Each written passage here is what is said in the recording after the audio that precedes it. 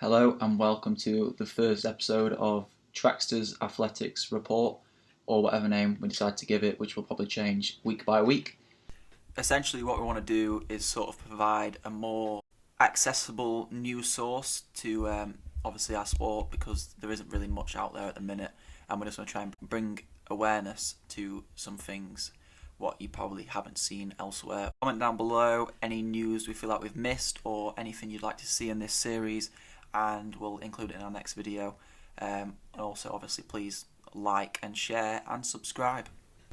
So first up is the shoe news. I feel like we probably should include this at the start because it tends to be the most exciting because everyone loves new shoes. Firstly, it's the Nike new shoes of 2021 and the ones that are currently being circulated around.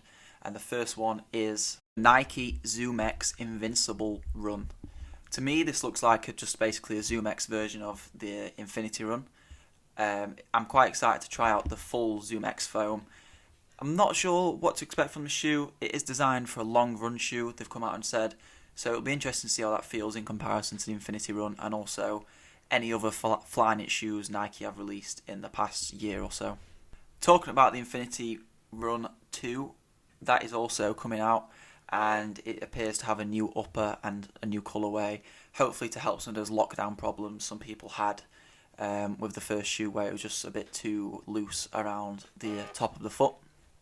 Other than that, even though we just saw the release of the Nike Vomero 15, the Nike Vomero 16 is already starting production, and it'll be looking to come out sooner rather than later. And this one's not really a new shoe, but it is sort of a new design, which is the Blue Ribbon Sport new design of the Nike Next Percent. If this sells and is as limited as the last one, be sure to try and get a pair, because you can probably sell them on eBay for triple or even quadruple the price.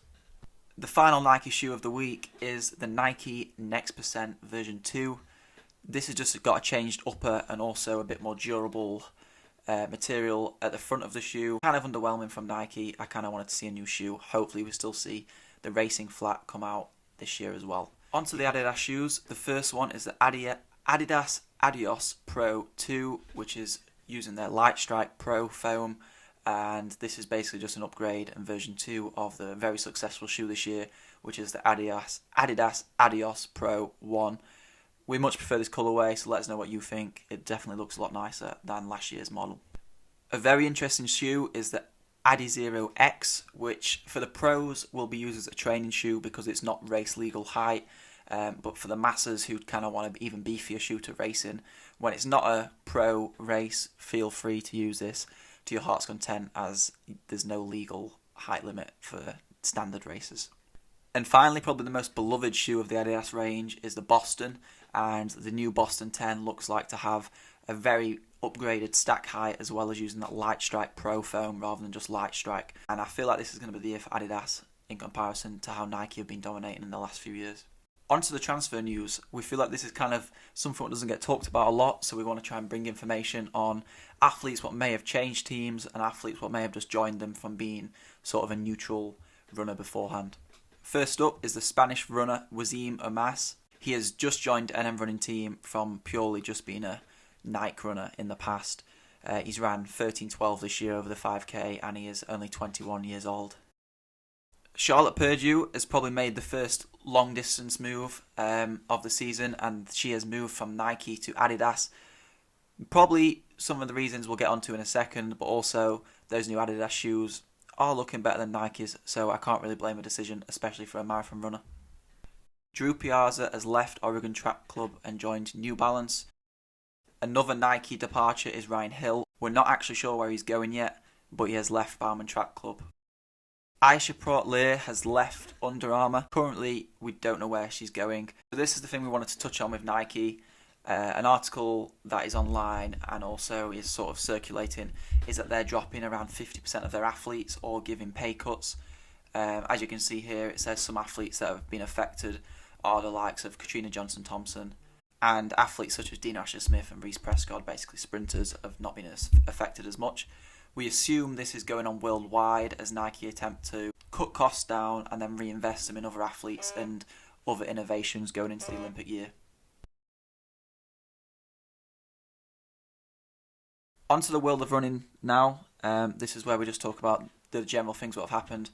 Zoomx ran a 350 mile, just casually in Tasmania in Australia, by himself after 800 metres, running 350, absolutely crazy. You can watch our YouTube video of the race on our channel after you've watched this video. Next up is some 5k and 10k races what happened midweek.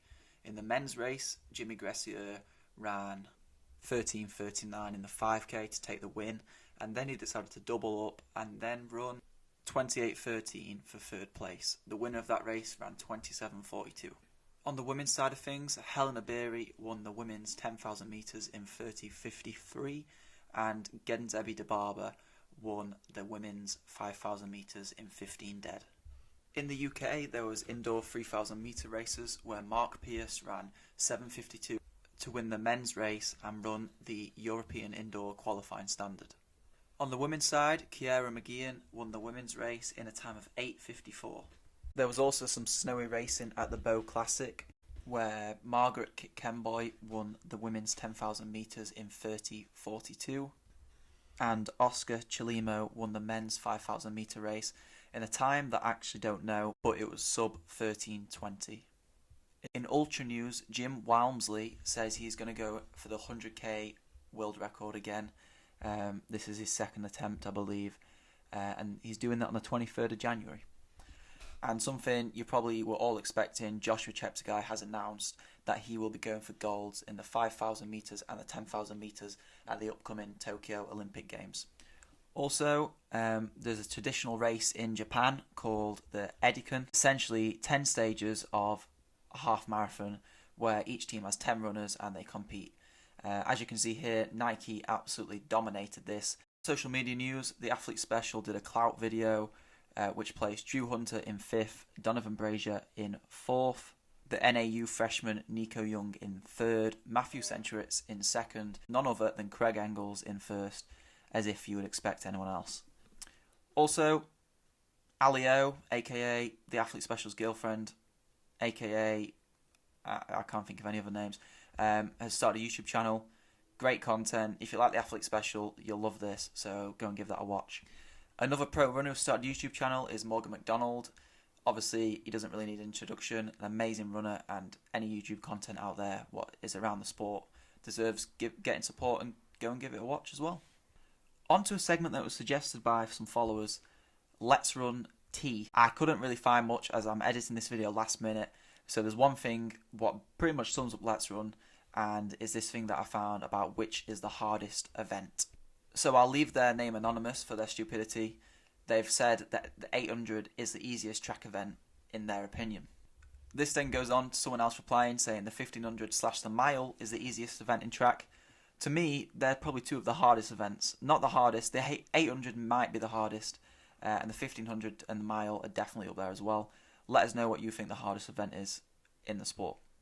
And the way we want to end this every week is a new runner's spotlight, or essentially a spotlight of a runner what might not be well known, basically deserves a lot of credit. This week it is Keely Hodgkinson, who is a GB 800 metre runner. This year she ran 2:01.16 indoors when she was 17 to set the under 20 European record for 800 metres. And that's it, so thank you for watching. Please comment below anything you think we missed or any suggestions for future videos. We will try and improve the content of these, so yeah, any feedback would be brilliant, and I'll see you next week for this video again.